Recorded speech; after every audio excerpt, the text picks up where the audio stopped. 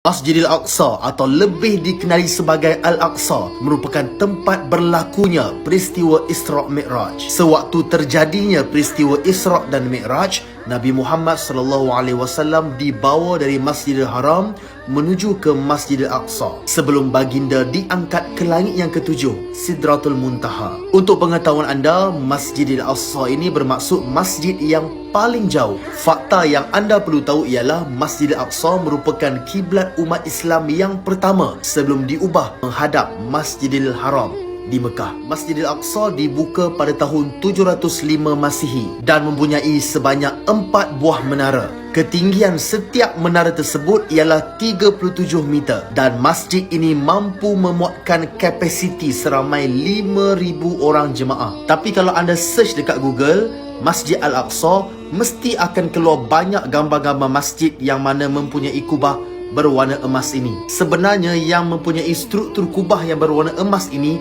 bukan Masjid Al-Aqsa. Struktur ini dipanggil Kubah As-Sakrah atau Dome of the Rocks, kubah batu, dan ia berbeza dengan Masjid Al-Aqsa. Okey, kekeliruan ni berlaku disebabkan Dome of the Rock ini berada dalam kawasan Masjid Al-Aqsa. Ramai yang tak tahu sebenarnya dalam kawasan Masjid Al-Aqsa itu ada banyak masjid, bukan satu. Ada satu masjid yang mana kubahnya berwarna perak gelap. Nama masjid itu ialah Masjid Qibli. Masjid tersebut mendapat nama Masjid Qibli kerana kedudukan yang paling dekat dengan kiblat. Masjid ini dibina pada zaman Khalifah Abdul Malik bin Marwan dan disiapkan pada zaman Al-Walid bin Abdul Malik.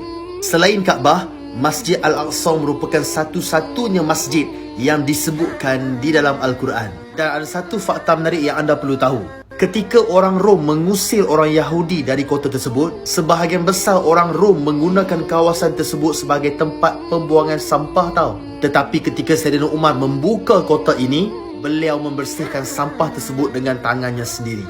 Dan orang Yahudi yang diusir itu pun mendapat perlindungan di Baitul Maqdis. Setiap kali Ramadan, mesti ada perkara buruk berlaku di sana. Semoga Allah melindungi Masjid Al-Aqsa. Selamat datang ke bumi.